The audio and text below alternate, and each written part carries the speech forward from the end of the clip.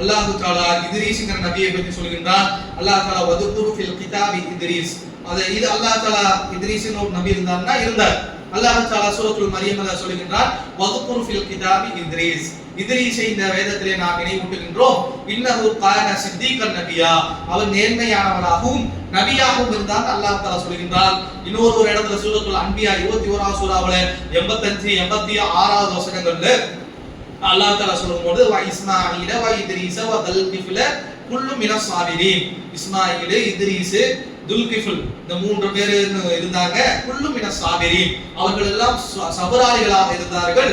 வ அதகுல் ஃபி ரஹ்மத்தினா, அவர்களை நம்மளுடைய கருணையில அவர்களை நாம் புகுத்தி விட்டோம். வ இன்னஹும் மினஸ் சாலிஹீன், அவர்கள் நல்லவர்களாக இருந்தார்கள் என்று குர்ஆனில் இத்ரீஸ் அலைஹிஸ்ஸலாம் அவர்களை பத்தி இவ்வளவு தான் இருக்கின்றது.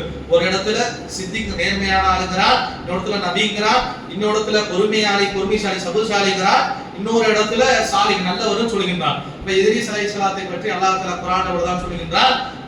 ரசூலுல்லாஹ் மிஹராஜுக்கு போகும் பொழுது இத்ரீஸ் அலைஹிஸ்ஸலாம் அவர்களை பார்த்ததாக சொல்கின்றார்கள். அப்ப இத்ரீஸ் அலைஹிஸ்ஸலாத்தை பற்றி அல்லாஹ் தஆலா சூரா மரியம்ல என்ன சொல்றான்னு சொன்னா வதுகுரு ஃபில் கிதாபி இத்ரீஸ், இந்த வேதத்தில இத்ரீஸ் என்ற நபியை நீங்கள் நினைவு கூர்வீராக. இன்னஹு கான சித்தீகன் நபியா, அவர் நேர்மையானவராகவும் அல்லாஹ்வுடைய நபியாகவும் இருந்தார் என்று அல்லாஹ் தஆலா சொல்லக்கூடியதை பார்க்கின்றோம். அதே போல அல்லாஹ் தஆலா சூரத்துல் அன்பியா 21வது சூராவுடைய 85 86 வசனங்களில் சொல்கின்றான் வ இஸ்மாஈல வ இத்ரீஸ வ துல்கிஃப்ல குல்லு மினஸ் சாபிரீன், இவர்கள் இஸ்மாயில், இத்ரீஸ், துல்கிஃபுல் இந்த மூன்று நபிமார்களும் சபராளிகளாக இருந்தார்கள். அதாவது சபர் செய்யக்கூடியவர்கள ஒருவராக இருந்தார்கள் என்று சொல்றதை பார்க்கிறோம். அதே போல அல்லாஹ் தஆலா அவர்களை பற்றி சொல்கின்றான் வ அதகல்நாஹும் ஃபீ ரஹ்மத்தினா இன்னஹும் மினஸ் சாலிஹீன், அவர்களை நம்மளுடைய கருணையின்பால் அவர்களை நாம் நுழைத்து விட்டோம், மேலும் அவர்கள் நல்லடியார்களில் ஒருவராக இருந்தார்கள் என்று சொல்வதை பார்க்கின்றோம். அப்ப அல்லாஹ் தஆலா இத்ரீஸ் நபியை பற்றி குர்ஆனில சொல்லக்கூடிய விஷயங்கள் இவ்வளவு தான். நபி ஸல்லல்லாஹு அலைஹி வஸல்லம் அவர்கள் சொல்கின்றார்கள், சஹீஹ் புகாரி 3207வது இலக்கத்தில் இருக்கக்கூடிய ஹதீஸ்ல ரசூலுல்லாஹ் ஸல்லல்லாஹு அலைஹி வஸல்லம் அவர்கள் மிஹராஜ் போன அந்த செய்திகளை எல்லாம் தெளிவாக சொல்லுவார்கள்.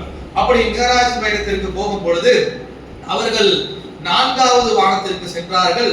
இந்த 4வது வானத்துல ஃபஆதைது அலா இத்ரீஸ், அந்த இடத்துல 4வது வானத்துல இத்ரீஸ் அலைஹிஸ்ஸலாம் அவர்களை ரசூலுல்லாஹ் ஸல்லல்லாஹு அலைஹி வஸல்லம் அவர்கள் கண்டதாகவும், அவர்கள்ட்ட 4வது வானத்துக்கு ஜிப்ரீலோடு நபி ஸல்லல்லாஹு அலைஹி வஸல்லம் போகும்போது அந்த இடத்துக்கு இத்ரீஸ் அலைஹிஸ்ஸலாம் அவர்கள் அங்கு இருந்தார்கள் என்று சொல்லக்கூடிய செய்தி பார்க்கின்றோம்.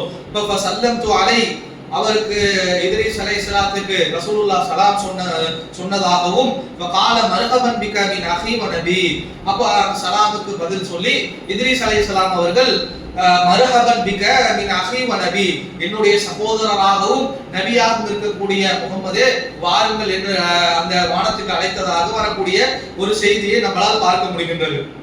அதே போல இந்த இத்ரீஸ் அலைஹிஸ்ஸலாத்தை பத்தி மொத்தமாக இருக்கக்கூடிய செய்திகள் அவ்வளவுதான். இந்த மரியம் அலைஹிஸ்ஸலாத்துல அல்லாஹ் அந்த மரியம் சூரால அல்லாஹ் கூடுதலாக என்ன ஒரு வாக்கியத்தை பயன்படுத்துவான் என்று சொன்னால் வரஃபனாஹு மகானன் அலியா, அவரை மிக உயர்ந்த இடத்திற்கு நாம் உயர்த்தினோம் என்று அல்லாஹ் தஆலா சொல்லுவான்.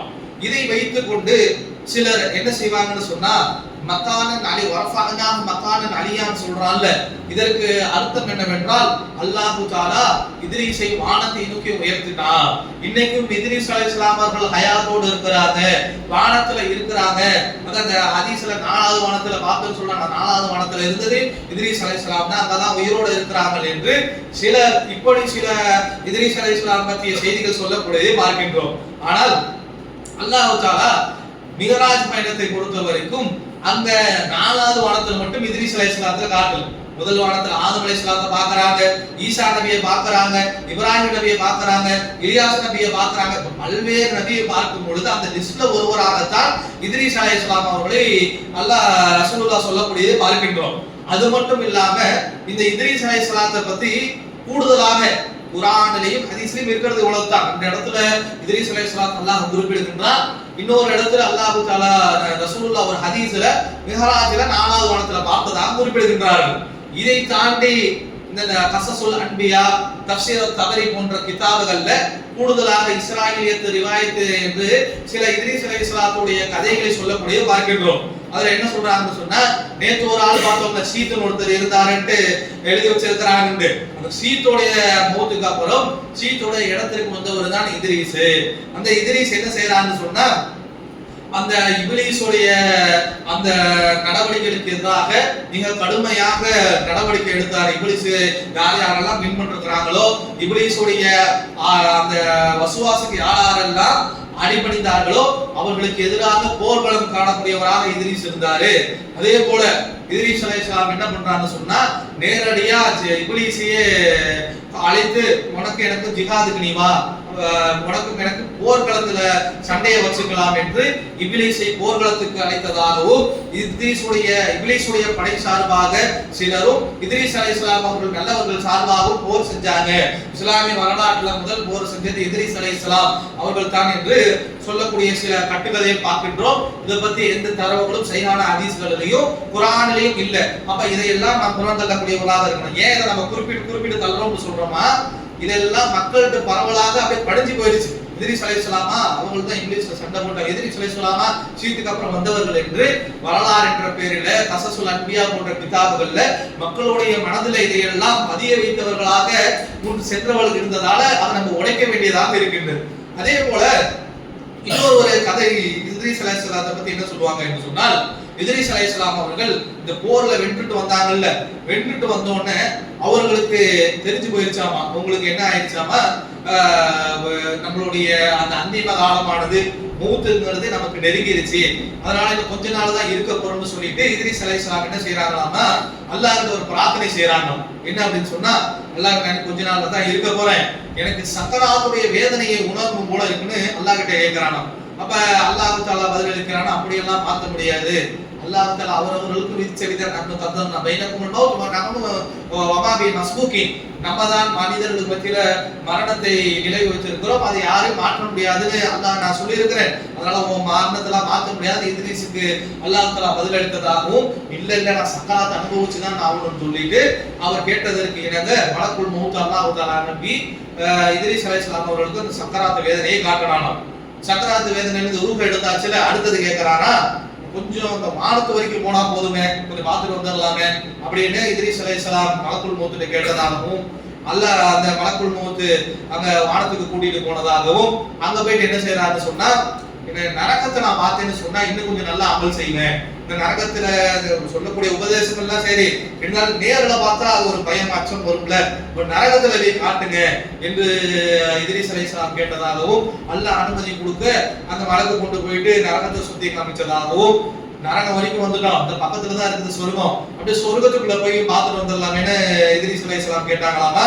அதே போல இத்ரீஸ் அலைஹிஸ்ஸலாம் அவங்களை சொர்க்கத்துக்குள்ள கூட்டு போய் சுத்தி காமிக்கும் பொழுது எல்லாம் டைம் முடிஞ்சிருச்சு, நீங்க மறுபடியும் உங்க பாடிக்கே போங்க, உங்களுக்குன்னு நியமிக்கப்பட்ட நேரம் வரும்பொழுது உங்களுக்கு மரணம் எப்ப இருக்குதோ அப்போ நீங்க மறுபடியும் மரணத்தை அடைந்து கொள்வீர்கள் என்று அவர்கிட்ட சொல்லப்பட்ட போது இத்ரீஸ் என்ன பண்ணிட்டாரா, அதெல்லாம் போக முடியாது, அல்லாஹ் என்ன சொல்றான், சொர்க்கத்துக்குள்ள ஒரு தடவை நுழைஞ்சிட்டா சொர்க்கத்தை விட்டு அம்மா வெளியேற்ற மாட்டேன்னு சொல்றான்ல, நரகத்துக்குள்ள போனா நரகத்துல இருக்கவங்க மனுஷன் சொர்க்கத்துக்குள்ள விடுவான், ஆனா சொர்க்கத்துக்குள்ள நுழைஞ்சவர்கள் சொர்க்கத்தை விட்டு வெளியே போவாங்கன்னு ஏதாவது இருக்குதா, அல்லாஹ் அனுப்ப மாட்டான்ல, நான் தான் சொர்க்கத்துக்குள்ள நுழைஞ்சிட்டேன், நான் வெளியே போக மாட்டேன் என்று இத்ரீஸ் அலைஹிஸ்ஸலாம் அடம் பிடிச்சதாகவும், அதுதான் வரஃபஅனா மகானன் அலியான்னு சொல்றாங்கல்ல, அல்லாஹ் மிக உயர்ந்த இடத்துக்கு அல்லாஹ் தஆலா இத்ரீஸை உயர்த்தினான்னு சொல்றாங்கல்ல, அதற்கு விளக்கம் இதுதான் என்று இப்படி ஒரு கதை, அந்த வசனத்துக்கு இப்படி ஒரு கதையை சொல்றத பார்க்கிறோம். அதே போல இன்னொரு ஒரு கதை, ஒரே நபிக்கு ஒரு கதை சொன்னா பரவாயில்ல, ஒவ்வொரு டிசைன்ல ஒவ்வொருத்தருக்கு பிடிச்ச மாதிரி கதைகள். இன்னொரு இத்ரீஸ் அலைஹிஸ்ஸலாத்துடைய சம்பவத்துல என்ன சொல்றாங்கன்னு சொன்னா, இத்ரீஸ் அலைஹிஸ்ஸலாம் அவர்களுக்கு அதே மாதிரி மரணம் வருதுங்கிறது தெரிஞ்சு போயிருச்சான். அப்ப என்ன செய்யறாங்கன்னு சொன்னா, கொஞ்சம் என்னுடைய மரணத்தை தாமதிக்க முடியுமா அப்படி கேட்டு பாக்குறானே அல்லாஹ் கிட்ட அப்படின்னு சொல்லிட்டு அவர் யோசிச்சுட்டு இருந்தாங்க. யோசிக்கும் போது இத்ரீஸ் அலைஹிஸ்ஸலாத்துக்கு ஃப்ரெண்ட் ஒருத்தர், யாருன்னா மலக்குமார்கள் ஒரு ஃப்ரெண்ட் இருந்திருக்கிறார். அந்த மலக்கை பார்த்து, நான் இப்படி கொஞ்ச நாள் வாழணும்னு நினைக்கிறேன், எனக்கு மரணம் நெருங்கிட்ட மாதிரி நமக்கு தெரியுது, கொஞ்சம் அல்லாஹ் கிட்ட பேசிட்டு வர முடியுமா அப்படின்னு இத்ரீஸ் அலைஹிஸ்ஸலாம் அவர்கள் என்ன செய்யறாங்கன்னு சொன்னா, தங்களுடைய ஃப்ரெண்டா இருக்கக்கூடிய மலக்கிட்ட கேட்கிறாங்க.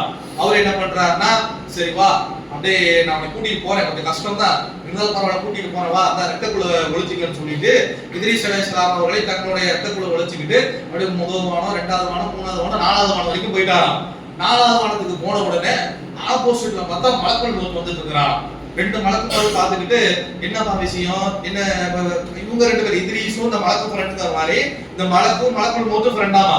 மலக்குள் மௌத் போகும்போது இந்த மலக்கு பார்த்துட்டு என்னப்பா அப்படின்னா மலக்குள் மௌத் சொல்றாரா, அல்லாஹ் இத்ரீஸ் அலைஹிஸ்ஸலாம் இருக்கிறாருல்ல அவருக்கு டைமை குறிச்சுட்டா அவருடைய ரூப் எடுக்கிறதுக்கு தான் போயிட்டு இருக்கேன்னு சொல்லும் பொழுது இவர் அப்படியே தன்னுடைய சாவி அவர் ஓப்பன் பண்ணி காட்டுறாங்க. உள்ளாதான் இருக்கிறாரு இத்ரீஸ், நாங்க அந்த ஒழிச்சு நாங்க அல்லாஹ் தான் பார்த்து போயிட்டு இருக்கிறோம், கொஞ்ச நாள் வாழ்ணும்னு ஆசைப்படுறாரு, கொஞ்சம் போய் பார்த்து வந்துருக்கோமே அல்லான்னு கேட்டோம். மலக்குள் மௌத் அப்படிங்கிறியா, சரி ஒண்ணு பண்ணுவோம், நீ நானும் நாலாவது வானத்துல வெயிட் பண்ணுவோம், இத்ரீஸ் மட்டும் அல்லாஹ் கிட்ட போயிட்டு வரட்டும், அல்லாஹ் பர்மிஷன் கொடுத்தானா நம்ம கீழே கொண்டு போய் விட்டுறலாம், இல்லாட்டி நம்ம என்னங்கறத பேசிக்கலாம்னு சொல்லிட்டு இத்ரீஸ் அலைஹிஸ்ஸலாம் மட்டும் அல்லாஹ் கிட்ட அனுப்பி விட்டதாகவும் அல்லாஹ் தஆலா அப்படியெல்லாம் மௌத்தெல்லாம் யாருக்கும் மாற்ற முடியாதுன்னு சொன்னதாகவும் திருப்பி நாலாவது வானத்துல மலக்குள் மௌத் இருக்கிறாருல்ல திருப்பி நாலாவது வானத்துல வந்த உடனே நாலாவது வானத்திலேயே இத்ரீஸ் அலைஹிஸ்ஸலாமுடைய ரூஹ வந்துட்டு மலக்குள் மௌத் கைப்பற்றிட்டார் என்று இப்படி ஒரு கதை. ரசூலுல்லாஹ் சொல்றாங்கல்ல மிஹ்ராஜ் பயணத்துல நாலாவது வானத்துல இத்ரீஸை பார்த்தாங்கன்னு சொல்றாங்க, அதுக்கு கதை இது. இப்ப ஆதம் அலைஹிஸ்ஸலாத்தோட தான் முதல் வானத்தை பார்ப்போம், ஆதம் அலைஹிஸ்ஸலாம் உயிரோடு இருக்கிறாங்கன்னு பாத்துக்கிறதா, அப்படி இதை புரிந்து கொள்ளக்கூடாது. வரஃபஅனாஹு மகானன் அலியா என்று சொன்னால் அவரை மிக உயர்ந்த அந்தஸ்தில் அல்லாஹ் தஆலா தூக்கி வைத்ததாக உலகத்துடைய விஷயத்தை பத்தி சொல்கின்றான் என்பதை புரிந்து கொள்ள வேண்டும். அவர் எந்த அளவுக்கு ஹயாத்து நபி 4 பேர் இருக்கிறாங்க, 4 நபிகள் இன்னும் உயிரோட இருக்கிறாரா. ஒண்ணு வந்துட்டு இத்ரீஸ், ஈசா, இலியாஸ், ஹித்ரு. அந்த மூசா கூட போனாங்கல்ல, அந்த ஹித்ரு, இலியாஸ்னு ஒரு நபி, ஈசா நபி, அதே போல இத்ரீஸ் நபி, 4 நபி ஹயாத்து நபியா. ஹயாத்து நபினா இன்னைக்கும் உயிரோட இருக்கிறாங்களா. அப்ப இதற்கெல்லாம் எந்த தரவும் கிடையாது. ஈசா அலைஹிஸ்ஸலாம் அவர்கள் ஹயாத்தோடு இருக்கிறாங்கன்னு அல்லாஹ் குர்ஆன்ல ஈசா அலைஹிஸ்ஸலாத்தை பத்தி சொல்லும் பொழுது இன்னி முத்தவஃபீக வ ராஃபியுக இலைக், நாம் நம்ம அளவுல ஈசா அலைஹிஸ்ஸலாத்தை உயர்த்தி வச்சிருக்கிறோம் அல்லாஹ் தஆலா சொல்கிறார். இன்னஹுல் இல்முல் லிஸ்ஸா, நாளைக்கு கியாமத் நாளுடைய அடையாளமாக திருப்பி உலகத்துக்கு வருவாரு, மரணிப்பார் என்ற செய்திகளை எல்லாம் நம்ம பல்வேறு இடங்கள்ல படிச்சிருப்போம். அப்ப ஈசா அலைஹிஸ்ஸலாம் மட்டும்தான் இன்னும் ஹயாத்தோடு இருக்கிறாரு, அவரும் உலகத்துக்கு திருப்பி வந்து மௌத்தா போயிடுவாருங்கிறது தான் நிதர்சனம். ஆனால் இதை எழுதி வச்சிருக்கக்கூடிய ஈசா நபி உயிரோடு இருக்கிறார், இத்ரீஸ் நபி உயிரோடு இருக்கிறார், ஹித்ரு உயிரோடு இருக்கிறார், இலியாஸ் உயிரோடு இருக்கிறார் என்று கதையில் எழுதி வைத்திருக்கக்கூடியதை பார்க்கின்றோம். வரஃபஅனாஹு மகானன் அலியா என்றால் வாழக்கூடிய நேரத்துல அவருடைய அந்தஸ்தை அல்லாஹ் தஆலா உயர்த்தி வைத்திருந்தான் என்று உலகத்துடைய விஷயமாக புரிந்து கொள்ள வேண்டுமே தவிர அல்லாஹ் அப்படியே பிசிக்கலா மேல தூக்கிட்டு போயிட்டான் என்று நாம் விளங்கக்கூடியவர்களாக இருக்கக்கூடாது. இப்ப இத்ரீஸ் அலைஹிஸ்ஸலாம் அவர்கள் சம்பந்தமாக இருக்கக்கூடிய செய்திகள் இவ்வளவுதான் என்பதை நாம் புரிந்து கொள்ளக்கூடியவர்களாக இருக்க வேண்டும்.